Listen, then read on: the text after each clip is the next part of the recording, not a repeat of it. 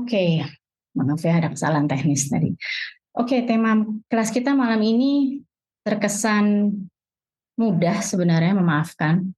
Tapi apakah semudah itu saat kita melaksanakannya teman-teman? Saya yakin teman-teman udah punya banyak pengalaman dalam perjalanan di hidup saat kita harus memaafkan seseorang, atau kita ingin memaafkan situasi, atau kita ingin melupakan suatu event yang kita rasa menyakitkan diri kita. Tuh. Kenapa saya juga angkat kelas ini? Karena saya rasa saya ingin juga dengan Mbak Seruni kita ingin sama-sama sharing untuk para sahabat Lerem. Oke, mungkin saya perkenalkan diri saya dulu. Sebagian besar mungkin di sini sudah tahu saya, gitu ya. Mudah-mudahan tidak bosan. Jadi saya adalah seorang professional life and wellbeing coach dan juga tersertified untuk professional intuitive coach. Dalam hal ini juga saya sebagai founder dari Lerem.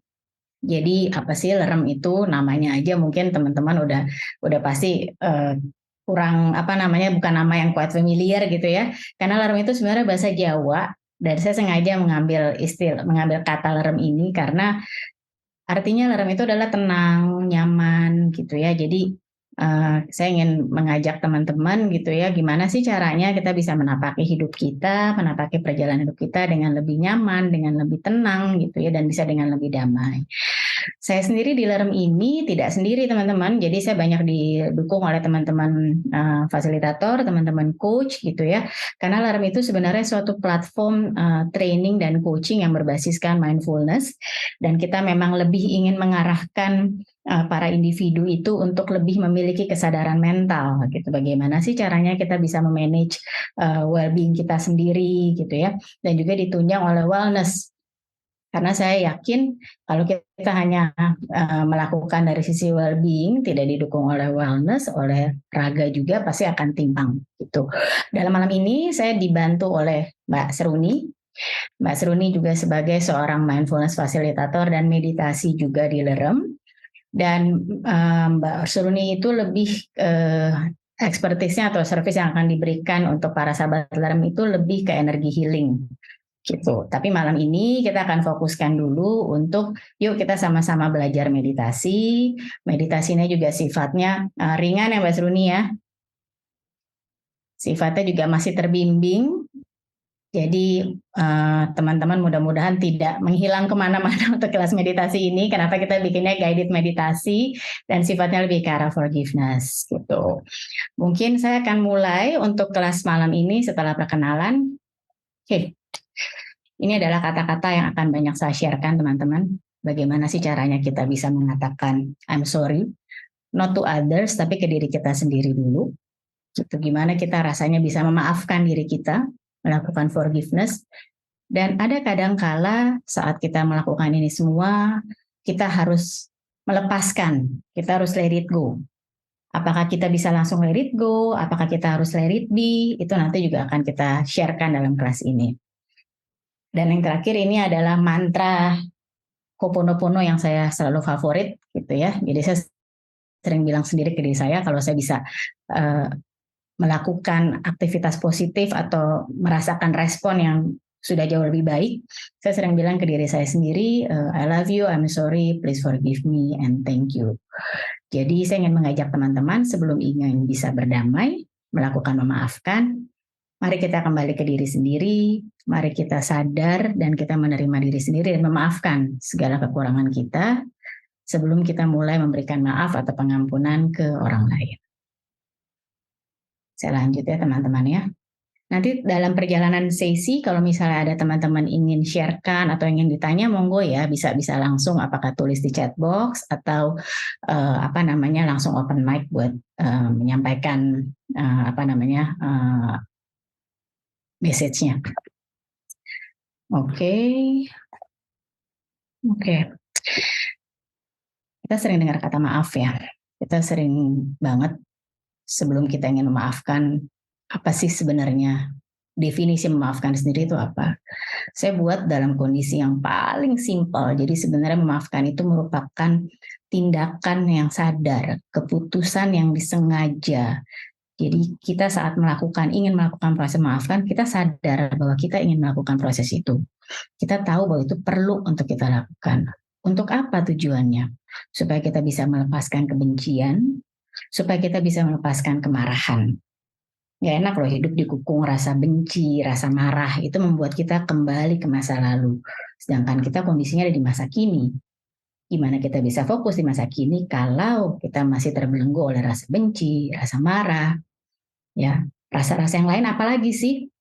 Mungkin kalau kita merasa disakiti, kita bisa ada rasa dendam, kita sedih, kita merasa mungkin kita tidak berguna, gitu, kita merasa pahit terus, dan ada kalanya tanpa kita sadari, kita memiliki juga pengalaman-pengalaman traumatis. Mungkin sejak kita masih kecil, gitu, dalam perjalanan hidup kita, sama perjalanan hidup kita di sisi inner child kah, atau mungkin saat dari kecil menuju remaja, atau saat kita berkembang remaja sampai dewasa.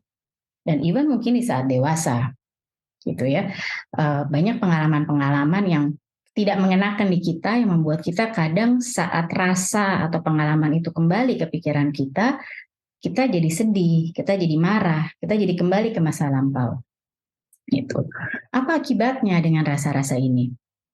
Pasti teman-teman merasakan ada luka gitu ya, ada rasa dendam, ada rasa yang jengkel gitu kan, atau mungkin kita jadi benci. Gitu. Dan poin yang nomor 3 ini, rasa dendam, rasa pahit, rasa benci, saya yakin di semua agama itu tidak diajarkan gitu loh. Jadi betapa akibat dari memaafkan ini kalau kita tidak bisa melakukan, menimbulkan rasa yang gak nyaman buat kita secara individu. Saya lanjutkan ke slide berikutnya. Oke.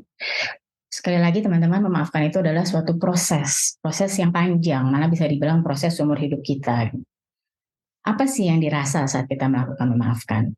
Proses apa? Ya, tadi seperti yang saya sudah sebutkan di awal, kalau kita merasa orang tersebut menyakiti kita, menyakiti perasaan, menyakiti feeling kita akan selalu teringat. Gitu.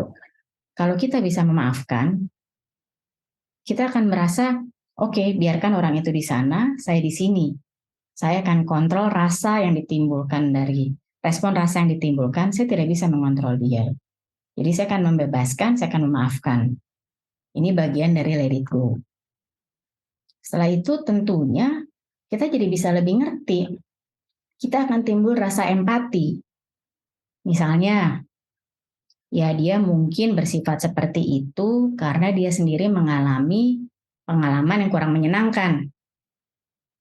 Misalnya saya ambil contoh, ada kalanya di lingkungan kerja, ini saya ambil contoh di lingkungan korporasi ya.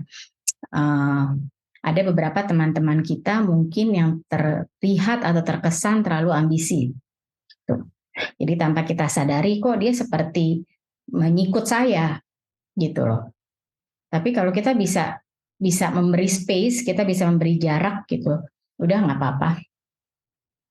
Mungkin dia memang begitu karena memang dari kecil misalnya sudah terdidik hidup itu keras, hidup itu harus struggling. Jadi tanpa dia sadari saat misalnya masuk ke area pekerjaan, dia akan selalu terkompet.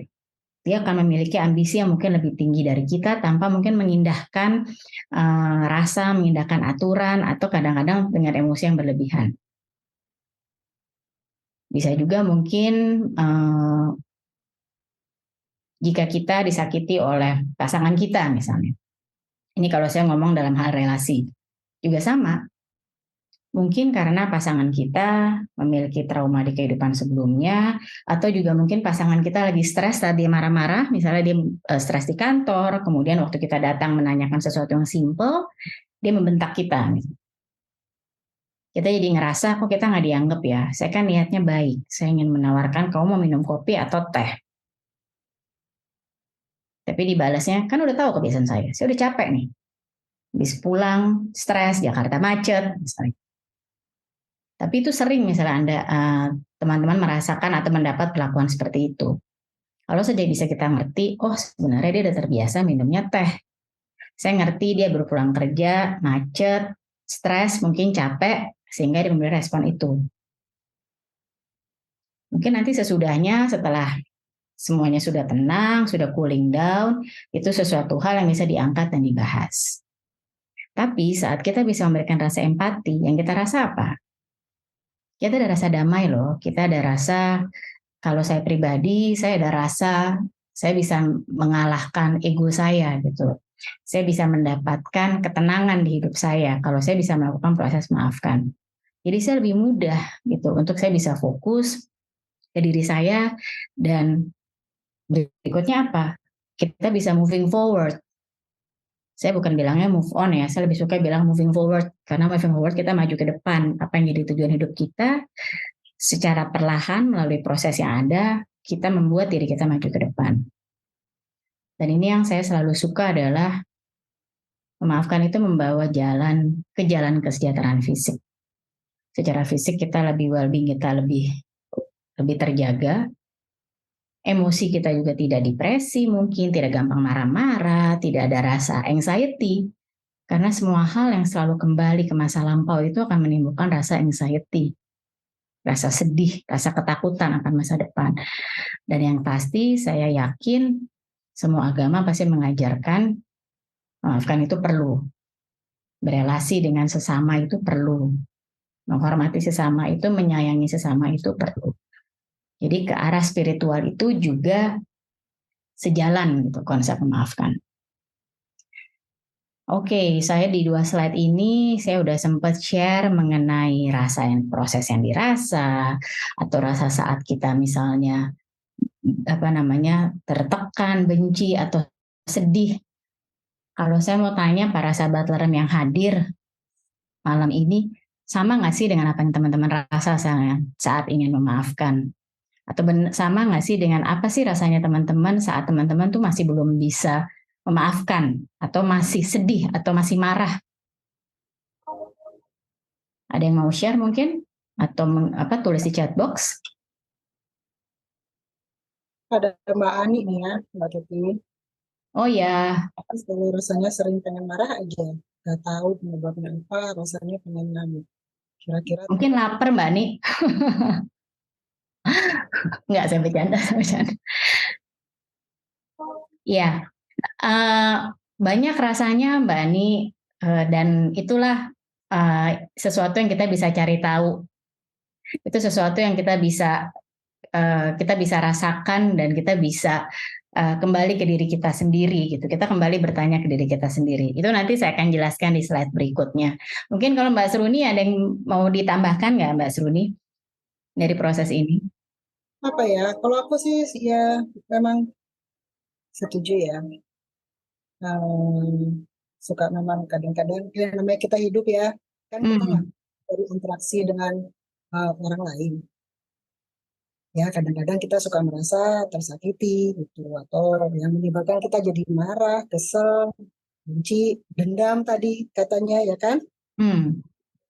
Ya baiknya sih kita ya nggak membiarkan itu berdampak kepada kita sih. Kekecilan ya suaraku nggak kedengeran kah? Kedengeran Mbak Seruni, kedengeran. Ya. Iya, ya baiknya sih kita nggak membiarkan itu terjadi ya. Maksudnya ya boleh marah, boleh kesel, tapi sebentar aja gitu. Kadang-kadang orang yang berperilaku kurang baik kepada kita punya isu sendiri sebenarnya gitu. Jadi mungkin dia juga nggak ngerasa bahwa sudah menyakiti kita secara sadar tidak sadar ya kan sengaja nggak sengaja.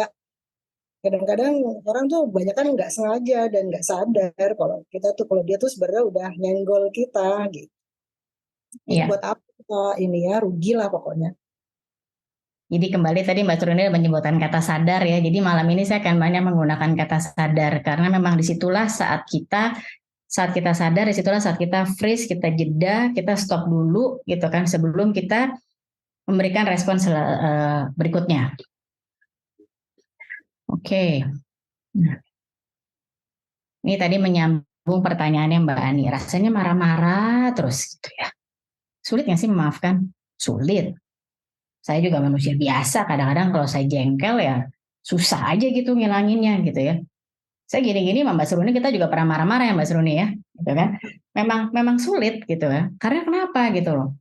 Saat kita ingin melakukan maafkan, kita keinget lagi peristiwa tersebut. Kok nggak nyaman banget sih? Aku jadinya keinget lagi nih situasi. Misalnya saat kita disakiti oleh pasangan lah gitu ya, yang paling mudah gitu ya.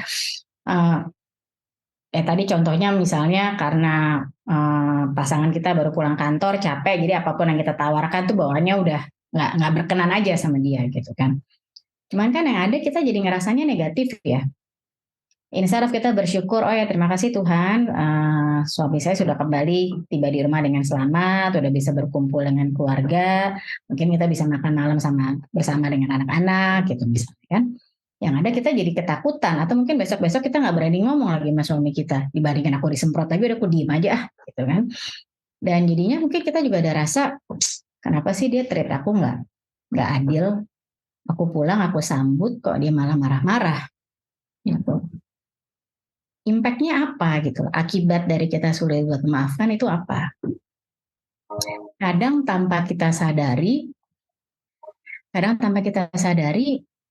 ada impact-nya loh saat kita berhubungan, saat kita berelasi dengan sesama, dengan lingkungan. Mungkin kita orangnya jadi satir, mungkin kita orangnya jadi getir, kita nggak berani mengemukakan pendapat kita gitu, karena kita mungkin biasa diberikan respon negatif gitu ya, dan kita belum bisa melepaskan diri dari belenggu itu gitu kan. Kita jadinya mungkin kita jadi terkesan pasif misalnya gitu.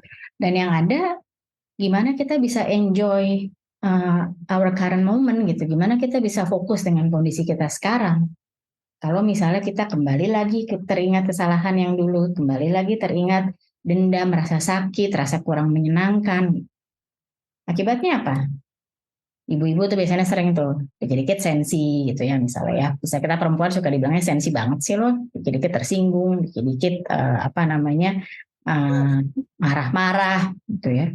Atau bisa juga jadinya anxiety tadi saya bilang, jadi cemas. Aduh aku kalau ngomong gini salah nggak ya? Aku kalau komentar gini gimana ya? Dia responnya apa ya? Padahal kecemasan itu apa? Kecemasan itu adalah rasa kita rasakan sekarang untuk sesuatu yang belum terjadi. Kan belum terjadi tuh, tapi kita udah cemas dulu. Kalau kita bisa melepaskan rasa cemas ini, kita bisa fokus nih di sekarang.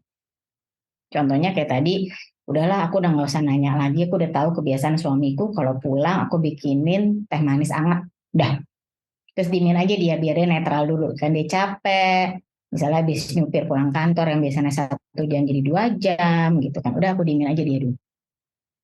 Yang paling buruk adalah kalau kita semakin tidak bisa mengatasi, ada rasa depresi gitu.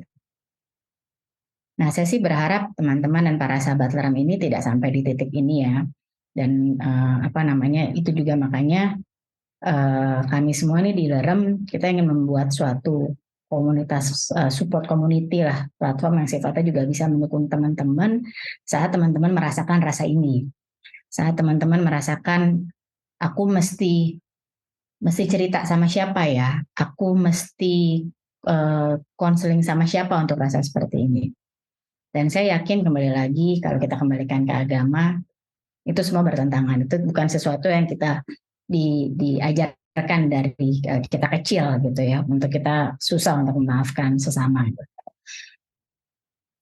Oke, ini saya sambil bacakan di chat ya. Oh, Mbak Sru ini mati lampu. Ya, baik Mbak Sru ini. Oke, ini dari Francisca. Ibu Francisca, selamat malam Mbak Francisca. Ini Ibu Francisca jauh-jauh dari Jogja loh. Terima kasih ya udah menyempatkan waktu untuk join sesi kita malam ini, Bu Francisca. Oke, pertanyaan dari Bu Francisca, boleh tidak Bu, kalau kita tidak memaafkan satu peristiwa itu, tapi kita mau berdamai dengan dia yang bersalah. Nah, ini sebenarnya seninya memaafkan, Bu Francisca. Yang kita harus tahu dulu saat kita ingin memutuskan, tadi seperti saya bilang kan, saat kita ingin memutuskan berdamai itu, memaafkan itu sesuatu yang sadar. Saat kita memutuskan, kita harus sudah mengidentifikasikan. Oke, aku kesel sama orang tersebut atas tindakan dia nyuekin saya, misalnya seperti itu. Tapi Bu Francisca bisa maafkan orang tersebut, cuman nggak terima dicuekinnya. Nah, ini nih, sebenarnya Mbak Sura ini memiliki keahlian di sini. Sebenarnya kita bisa bertanya ke diri kita, kenapa sih aku nggak suka dicuekin? Apakah aku merasa diabaikan? Apakah aku merasa tidak berarti? Ya kan? Mungkin aja orang tersebut sebenarnya nggak maksud memang mungkin gaya bicaranya seakan-akan tidak menganggap kita gitu misalnya. Tapi coba kalau peristiwanya itu kita balik, Bu Francisca. Peristiwanya itu kita anggap yang aku bisa kontrol adalah respon aku terhadap situasi. Aku berharga kok. Aku mencintai diri aku. Jadi kalau menurut dia tidak menghiraukan saya, itu masalah dia. Kadang-kadang semakin kita bisa, saya menyebutnya ini part dari inner talk ya.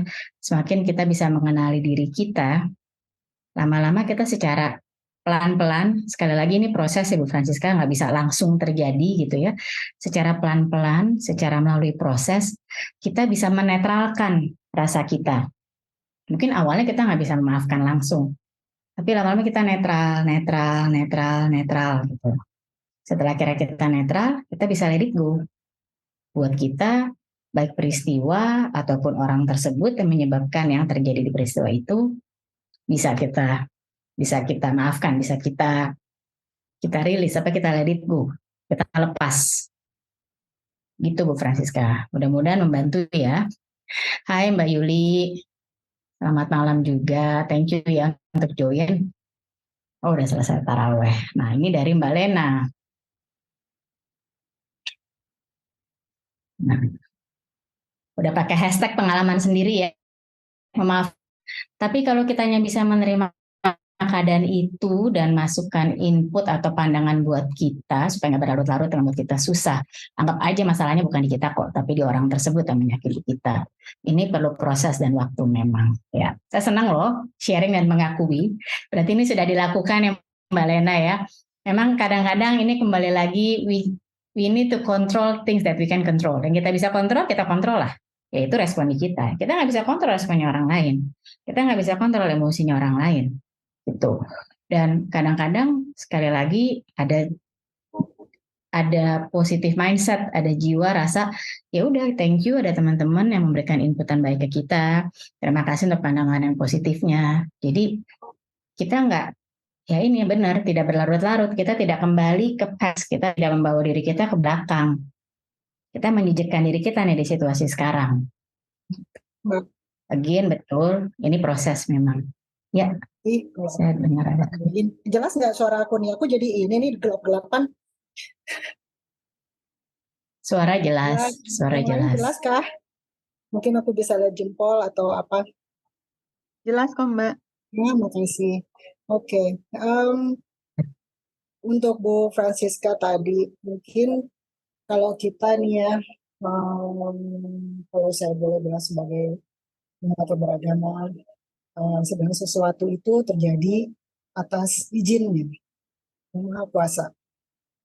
Dan kita ya kayaknya sih cuma bisa satu-satunya jalan menerima apa yang sudah terjadi. Gitu. Dan kalau memang Yang Maha Kuasa ini adalah maksudnya adalah pemaaf, sang pemaaf, kenapa kita enggak? Nggak gampang sih, kita manusia soalnya, ya kan?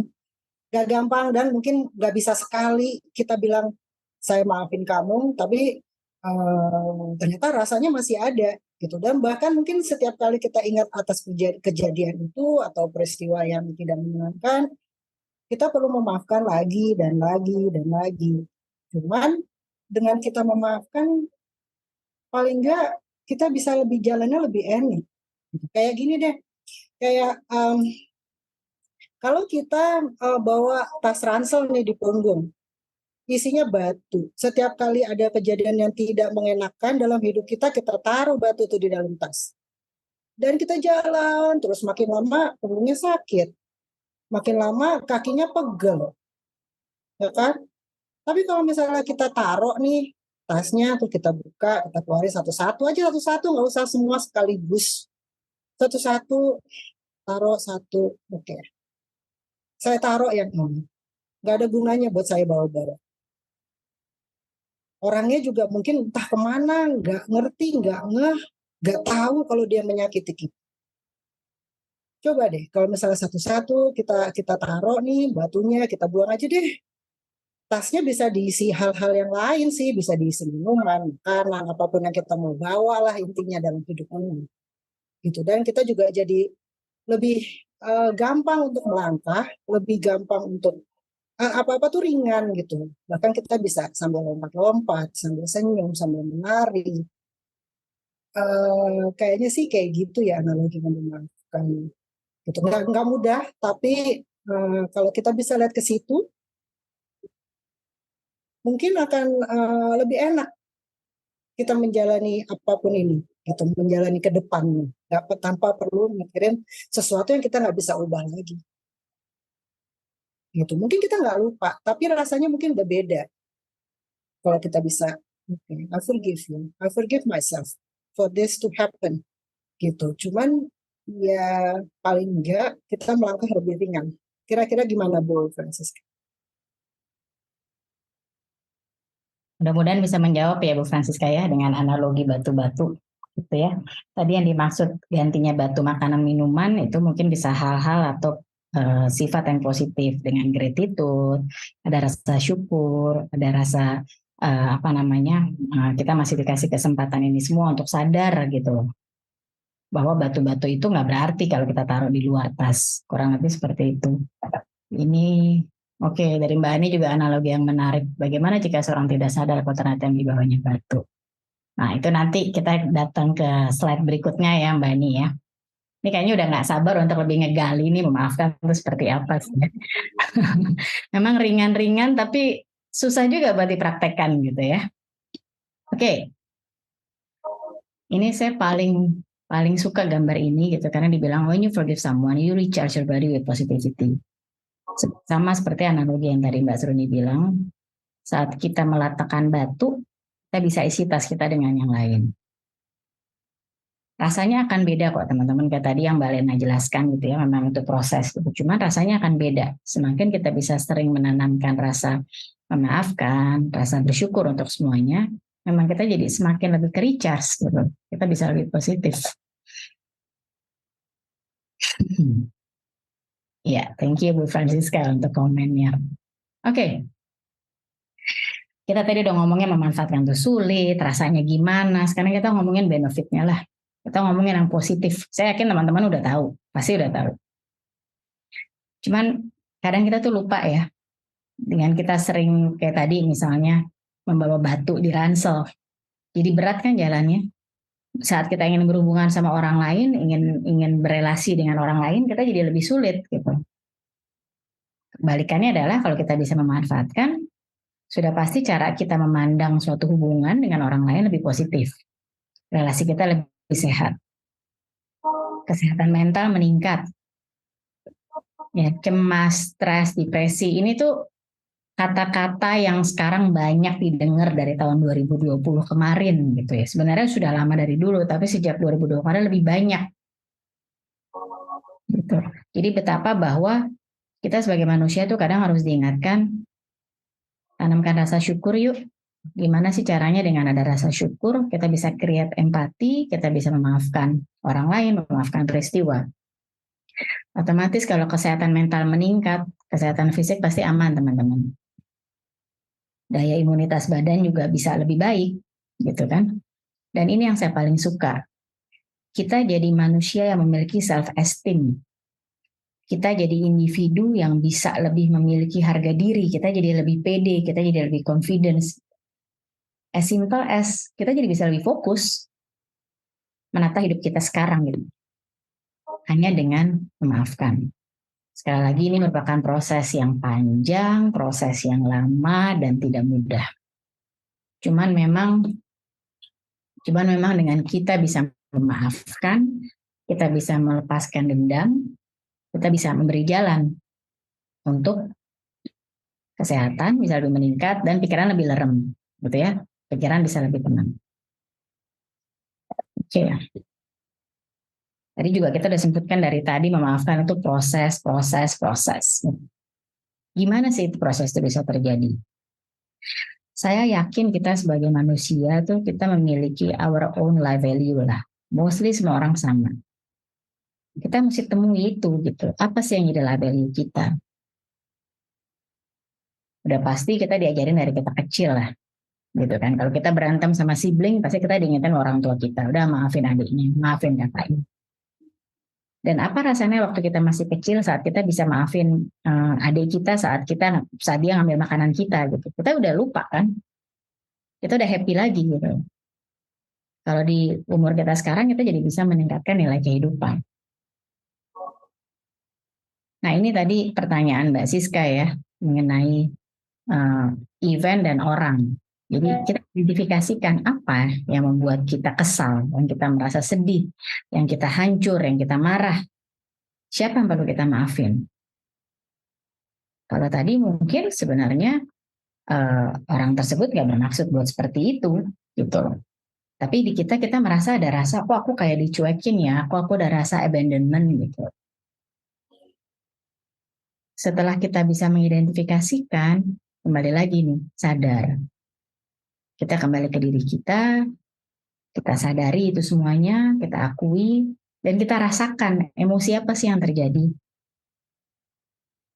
Sekali lagi ini sebenarnya salah satu teknik mengenal emosi yang bisa dipandu dan bisa dicari oleh Mbak Seruni gitu. Karena kita sebenarnya sebagai manusia tuh kita punya emotional wound yang kita bawa dari saat kita masih di dalam rahim ibu kita sampai kondisi kita sekarang. Gitu. Emosi apa yang terjadi? Emosi apa yang kita rasakan? Dan sudah pasti itu akan berimpact ke keseharian kita, ke behavior kita lah, ke tindakan kita. Dan disinilah yang proses yang dimaksud gitu. Kita harus bisa melepaskannya. Kalau tadi dengan analogi batu, pindah ini batunya keluarin dari tas. Caranya gimana saya tahu nggak mudah. Tapi semakin kita bisa menemukan bahwa itu rasanya dia bukan rasanya saya. Kalau dia menyinggung perasaan saya, mungkin dia juga nggak tahu dia maksudnya menyinggung gitu. Tapi di saya gimana caranya saya bisa nggak tersinggung dan bisa move on gitu, bisa melupakan gitu. Ya ambil posisinya tadi Mbak Lena bilang, anggaplah itu inputan buat kita. Dan ya ini kita memilih untuk memaafkan orang yang menyinggung kita. Ini yang paling suka adalah, yang saya paling suka nih adalah poin kelima gitu. Semakin kita bisa memaafkan, sebenarnya kita melepaskan kendali gitu. Kita melepaskan kontrol, kita melepaskan kekuatan baik dari suatu peristiwa, suatu situasi, event, dan juga orang. Si pelakunya itu yang menyinggung kita. Semakin kita bisa sering melakukan ini, lama-lama kita udah nggak ngerasa lagi, kita lepasin itu, kita bisa netral. Kita bisa berada di kondisi kita sekarang dengan rasa yang netral. Tidak ada rasa marah, tidak ada rasa emosi. Kalau datang lagi, kita udah tahu nih, oh ini lagi datang lagi nih. Tapi kita bisa merespon lebih baik. Itu yang dinamakan proses. Kita kan hidup nggak mungkin, nggak ada sesuatu yang membuat kita marah, membuat kita stres. Cuman responnya akan beda.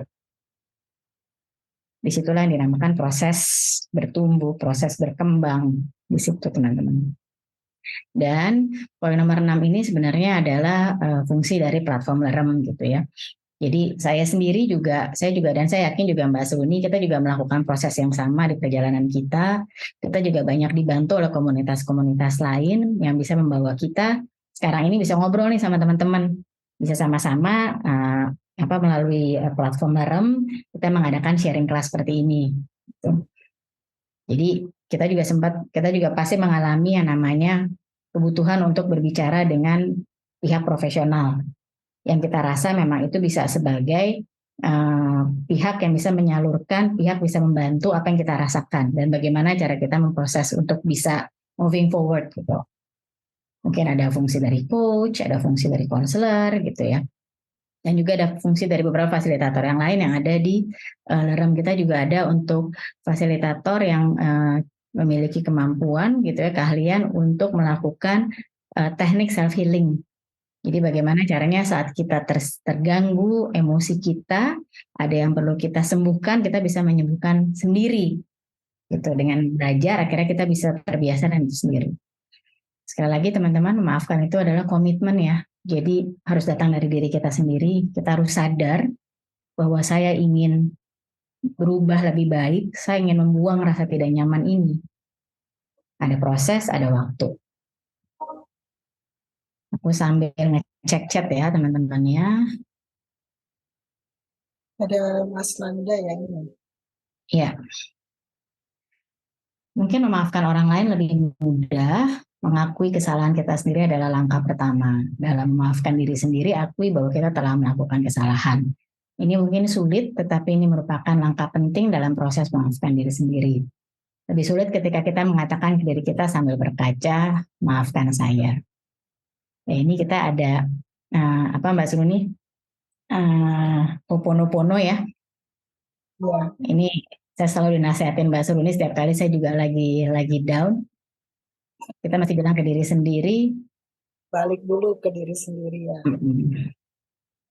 kita kembali ke diri sendiri. Jadi benar ini Mas Nanda yang dikatakan memang kita mesti kembali ke diri sendiri. Ini sama persis seperti semalam saya melakukan IG Live dengan Mbak Ani. Terima kasih Mbak Ani ya sudah mengundang saya mewakili Lerem. Saya selalu bilang saat kita ngobrol santai semalam, kita mesti kembali ke diri kita sendiri. Gimana kita bisa maafin orang lain kalau kita nggak bisa maafin diri kita? Gitu. Mungkin kalau Mas Nanda tekniknya dengan berbicara berkomunikasi dengan kaca, misalnya dengan cermin gitu. Nggak apa-apa, setiap orang punya caranya sendiri. Gitu. Sebelum kita bisa mulai membuka diri kita, sebelum kita bisa memulai embrace ourselves to others, to external, yuk kita kembali ke diri kita. Apa sih Katie itu? Apa sih yang Katie rasakan gitu? Apa yang bikin Katie sedih, bikin Katie marah gitu ya. Terus harus gimana nih? Apakah aku mau sedih terus? Apakah aku mau marah terus? Iya, Mbak Ani sama-sama Mbak Katie sepakat untuk memaafkan diri sendiri. Iya, itu hal yang wajib dilakukan sebelum kita memaafkan orang lain, teman-teman. Dan itu sebenarnya hal yang paling tersulit juga. Kadang-kadang kita ngomong secara verbal, aku udah maafin kamu kok. Tapi di subconscious kita, di hati kita, enggak, kita belum. Ya teman-teman, aku lanjutkan. Oke, saya selalu ingin mengingatkan ini. Sekali lagi, ini proses. Ini bukan kejadian satu kali, bisa balik. Enggak, ini proses. Saya aja ngerasa jatuh bangun di proses ini, gitu ya. Karena kita semua di sini sebagai fasilitator juga manusia, mengalami proses perjalanan hidup juga. Dan gimana caranya sampai detik ini, saat ini saya bisa berbincang sharing kelas ini dengan teman-teman juga, saya masih berproses. Oke. Kita mungkin sekarang saya ingin mengajak teman-teman nanti dibantu dengan Mbak Suni untuk melalui guided meditasi, tapi yuk kita ngelatih empat kita yuk. Kita belajar untuk melihat situasi dari angle yang beda dari orang lain. Jangan selalu maunya aku gini, maunya aku gini. Gimana kabarnya dia? Gitu. Dan sekali lagi, kita nggak bisa membuat orang lain berubah. Misalnya orang itu bikin kita kesel gitu ya. Kita nggak bisa buat dia berubah. Harus datang dari diri sendiri. Harus datang dari diri orang itu. Seperti kita harus sadar, gitu kan? Sama juga dengan orang lain. Orang tersebut harus sadar bahwa dia mau berubah. Kalau dia nggak sadar ya, itu masalahnya dia. Kita nggak bisa force itu gitu. Kita nggak bisa memaksa. Poin nomor 3 ini sama seperti yang tadi Mas Nanda bilang, kita harus jujur menilai dan mengakui kesalahan kita. Dan bagaimana kesalahan itu bisa mempengaruhi orang lain. Cuman pesan saya, don't push ourselves too hard juga gitu. Jangan jadinya kita jadi tenggelam dalam depresi karena kok aku salah begini, kok aku begitu, kok aku begini gitu. Karena ini semuanya proses. Ada saatnya mungkin kita capek melakukan ini, udah lepas aja dulu. Kita biarkan dulu, kita let it be saja dulu. Gitu. Sampai pelan-pelan saat kita ingin melanjutkan, kita ingat lagi, oke, ini kita ambil, saya udah lebih tahu, saya bisa bikin jarak, saya bisa lebih netral dengan rasa emosi itu, saya bisa maafkan, saya moving forward lagi. Akan seperti itu teman-teman cycle-nya. Otomatis kita akan lebih damai, bahagia, penyembuhan emosional, dan seperti yang dari tadi saya juga Mbak Suruni juga sebutkan bahwa ini semua sebenarnya juga sudah diatur oleh yang Maha Kuasa gitu, berdasarkan kehendak Tuhan juga. Saat kita ingin memaafkan, pasti ada sesuatu yang men-trigger kita gitu. Nggak mungkin tiba-tiba datang sekonyong-konyong. Kemudian lagi saya juga percaya tidak ada sesuatu yang kebetulan. Jadi memang kalau sudah saatnya itu datang, kita terima. Termasuk saat kita masih memaafkan diri kita, termasuk kita ingin memaafkan orang lain. Oke, yang poin berikutnya, ada beberapa teman-teman yang merasa saat dia mengekspresikan menulis jurnal, gitu ya, apa yang membuat saya sedih, apa yang membuat saya marah, apa yang harus saya rasa syukur, itu juga bisa membantu untuk proses rilis, proses let it go, or at least just let it be dalam bentuk tulisan tangan. Itu juga suatu proses yang ada beberapa orang yang melakukan itu karena itu membantu. Berdoa sudah pastilah, pada siapa kita meminta, kepada siapa kita berserah. Dan meditasi terbimbing ini sebenarnya salah satu cara yang kita ingin ngajak teman-teman, yuk kita belajar untuk sejenak aja kita jeda. Sejenak aja untuk kita kembali ke diri sendiri. Dan yang poin terakhir ya tadi itu, kita kembali lagi memang ya di sini sebenarnya perannya Lerem dan mungkin ada beberapa komunitas-komunitas lain juga yang kurang lebih bisa menyediakan servis atau fasilitas untuk konseling, untuk sesi coaching. Gitu. Jadi kembali lagi teman-teman, selain juga memaafkan adalah sebuah proses, memang kita harus bisa men-treat sesama. Ini sebenarnya saya yakin semua agama ini sama, gitu, mengajarkan mengenai cinta kasih sayang. Otomatis kalau kita ada rasa kasih, kita bisa create empath, dan rasa respect itu akan timbul dengan sendirinya. Gitu teman-teman. Kalau ditulis tuh kesannya mudah ya, tapi saya tahu melakukannya susah gitu. Jadi yuk mari sama-sama teman-teman. Saya juga nggak maksud ingin sesi malam ini sebenarnya saya lebih sharing, bukan ingin mengajarkan. Saya yakin saya juga Mbak Seruni di poin-poin ini juga kita masih ada aja yang harus kita proses lagi, kita berserah lagi, kita let it go lagi gitu. Jadi kita di sini semua sama-sama berproses sebenarnya. Oke, ada yang ingin ditanyakan sampai di sini? Sebelum kita masuk ke forgiveness meditasi.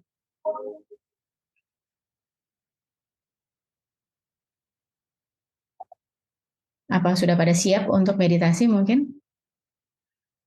Oh, ada Mas Gobin. Halo Mas Gobin, selamat malam.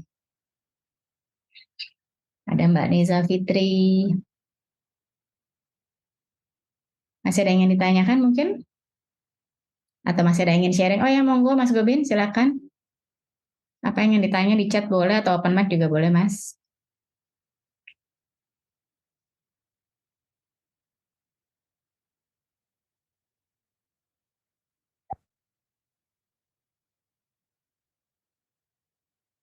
Oke, Mbak Nesa bilang cukup. Mbak Ani bilang tadi Mbak kalau nggak sadar yang dibawa batu. Oke, betul Mbak Ani. Nah, enak ya, berat kan bawa batu ya, enak kan bawa makanan kan ya, kita bisa makan. Karena kan kita bawa rasa syukur gitu. Jadi hidup somehow lebih light, lebih ringan gitu. Semakin banyak hal yang kita syukuri itu, even just small achievement gitu ya. Nggak usah kadang-kadang kita sebagai manusia yang kita lihat adalah gimana kita bisa achieve big accomplishment gitu, pekerjaan yang besar gitu, proyek yang besar. Cuman kita lupa buat kita sampai ke yang besar itu kita udah melakukan hal-hal kecil sebenarnya di perjalanan kita. Oke, Mbak Ani, gimana caranya menyadari kalau yang di bawah batu? Oke, perlukah permohonan maaf dari orang lain? Mas Gobin, tadi aku sempat cerita ya, ada saatnya memang kita harus surrender karena kita tidak bisa membuat orang untuk sadar gitu loh. Berubah orang untuk sadar bahwa oh iya memang aku salah. Itu sakit sih memang karena kita merasa kita memaafkan dia, kok ini orang nggak sadar untuk minta maaf dari sebenarnya perlukah permohonan maaf dari orang lain? Ini maksudnya kita meminta maaf ke orang lain atau orang lain ke kita, Mas? Aku sorry supaya nggak salah.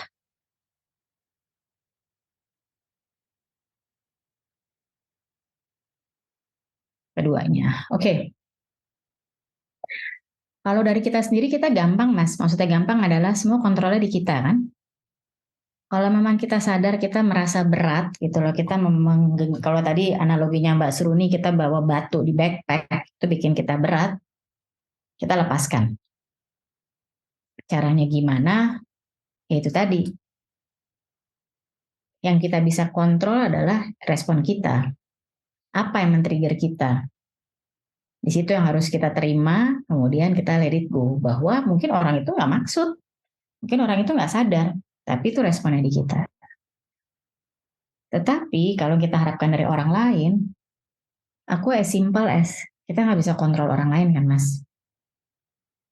Harus ada seperti kita sadar untuk bisa memaafkan, kita sadar untuk menerima kekurangan kita. Kalau orang lainnya tidak sadar, tidak memaafkan, ya biasanya kita doain aja. Kita lepas aja di situnya. Tapi kita sendiri kita sudah sadar bahwa aku mau moving forward nih, aku nggak bisa bawa backpack isinya batu, berat, capek, lelah, mau ngobrol sama orang lain yang nggak bermasalah sama kita, jadi kita nunduk. Kita nggak bisa punya self confidence buat tegak. Kita berat bawa ransel isi batu. Gitu Mas Kubin. Mudah-mudahan membantu ya. Mbak Lena nggak bisa maksa orang lain untuk bilang maaf ke kita, apalagi kalau dia nggak sadar. Ya, setuju Mbak Lena. Dan kadang kalau kita malah fokus ke situ aja terus. Jadi kita fokusnya ke lampau terus kan ya. Kita nggak bisa fokus ke diri kita yang sekarang gitu loh. Bisa jadi gara-gara kita fokus ke orang itu, kenapa sih tuh orang giniin gue, kenapa sih tuh orang nge-treat gue nggak fair, kenapa sih tuh orang neglect gue gitu kan misalnya. Padahal harusnya kita bersyukur loh, selain orang itu masih ada loh, masih banyak loh orang yang perhatiin sama kita. Kita masih bersyukur loh, sampai saat ini kita tuh masih sehat sebenarnya, kita masih bisa melakukan banyak aktivitas yang lebih berarti dibandingin mikirin itu orang. Kurang lebih seperti itu.